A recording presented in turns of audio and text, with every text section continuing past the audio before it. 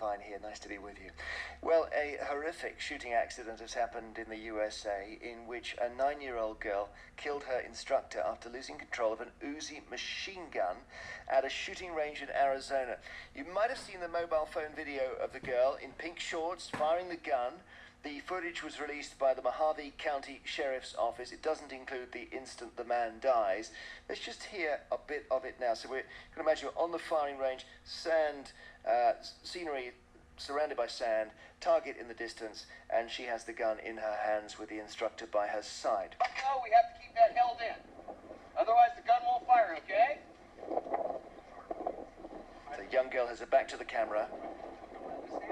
And it's on a single shot setting, but it changes suddenly to automatic. You can hear. Okay, turn this leg forward. There you go, just like that. All right, go ahead and give me one shot. All right, full out of. And it's just after that that the instructor is hit. The recoil of the powerful weapon when it was fired on automatic is too much for the child to control. It ends up winding around to the side, and it ends tragically for the instructor, Charles Vaca, a 39-year-old former soldier. He was shot in the head.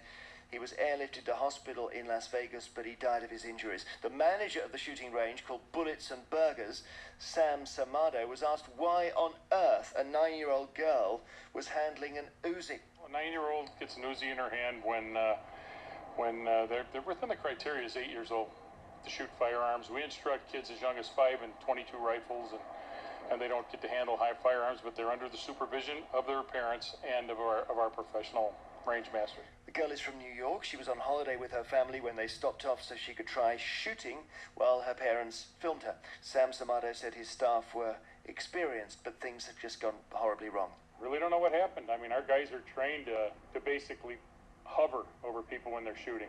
You know, if they're shooting right-handed, we have our right hand behind them, ready to push the weapon out of the way, and if they're left-handed, the same thing. So that news broke yesterday, and then today we heard a totally separate case in Omaha where a police reality TV show went out with Nebraska police, and there was a suspected robbery. The police opened fire on the suspect and hit the sound man with the documentary makers who died. So both stories are a reminder of the American philosophy on guns. Maybe you've been to a range in the States like the one the little girl was on. You can tell us why it appeals. What's behind what has happened this week in the USA with guns? Mike Yardley joins us, firearms expert, as does Christopher Phelps, lecturer in American and Canadian Studies at the University of Nottingham. Mike, it's difficult to imagine any circumstances where a 9-year-old should be allowed anywhere near an Uzi submachine gun. Well, I think this incident is a complete folly. A little girl should be nowhere near a submachine gun, and just so people are quite clear about it, that sort of weapon has been banned in the UK since before World War II. It's very tightly controlled in the US, and indeed you can't just go and buy one there like you might be able to go and buy a rifle, a shotgun, or a handgun in the States. It's much harder to get a machine gun. You have to have a special permit from the Bureau of Alcohol, Tobacco and Firearms, and you also have to pay a federal tax. Now, the problem is, I think people in the UK, particularly within the shooting community, and there are a million of us, are rather beleaguered at the moment because we feel that comparisons are made with this shocking incident in the States and what happens in the UK, where a number of kids do shoot air guns, clay pigeons and stuff like that without any incident at all. In the States, there's something like 30,000 firearms deaths a year. In the UK, we have about 40 firearms homicides a year, one of the lowest rates in the world. There are two totally different cultures in place. Now, I don't want to condemn the Americans, but more or less in the States, there's a gun for every person there. So it's a very different culture. They're very keen on what they call their Second Amendment rights, the rights to keep and bear arms. And it's an entirely different situation to the one in the UK. And just on the firing range and what you saw in that video, as it happens when I was at school, that we were taken to an army range, and we were all, as 14-year-old boys, allowed to fire a machine gun, and we were held down by 2 soldiers when we did it, who had a grip on our shoulders. Nothing could have gone wrong. Now, this is a very different scene that we're looking at that video.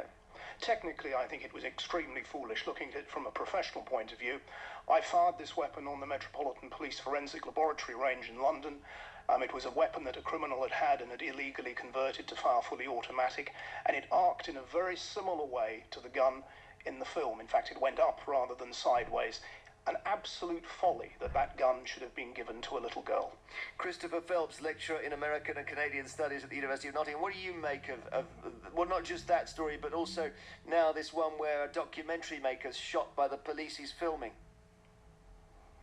Well, they're terrible tragedies, and I think it's true that it speaks in some manner to American culture writ large, and that it is a gun culture. On the other hand, it's important to understand that not all Americans are of the inclination of the people you're focusing on in these incidents, and that in fact in polling data, the American public supports rational restrictions on gun ownership, and that it's really an indication of a political culture that derives from a kind of politics of guns in the United States, tracing all the way back to the American Revolution and the Second Amendment, which instilled in the nation's law the right to bear arms, and also a federal system that meant that the United States is really a patchwork system state by state, and it's very, very hard to achieve federal legislation on this issue. So what would happen if a politician said, all right, I'm going for broke here, I'm going to campaign on a total gun ban? It depends on district, of course. There's really an avid gun subculture now, which correlates to race and politics. And in Republican districts, what you're talking about would be suicide, politically speaking. You would go down in flames. And that's why, given that the House of Representatives is controlled by the Republican Party, you're not going to see gun control anytime soon. But criminals who have guns for bank robberies don't tend to vote. So who's voting against you?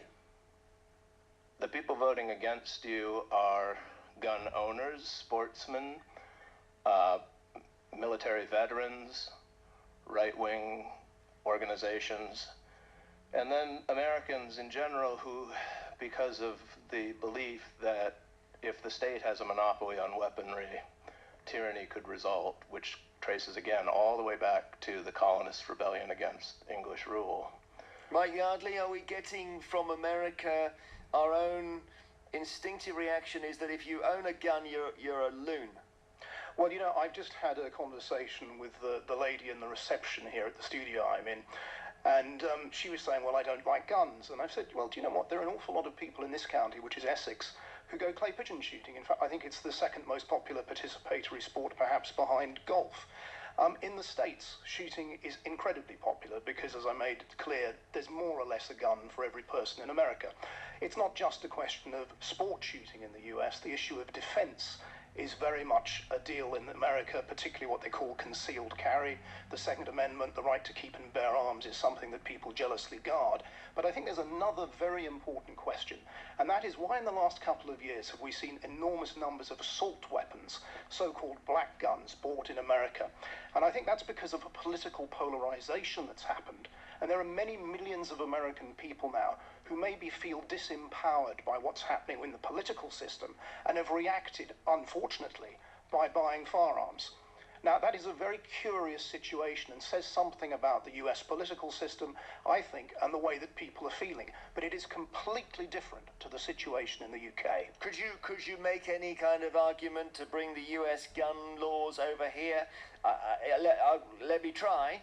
You might say that if Lee Rigby had been mown down in the street in the USA and two men with knives had started to hack him there, they would have been shot dead by passers-by, no question. Well, the American line, the NRA line, is that the answer to a bad guy with a gun is a good guy with a gun.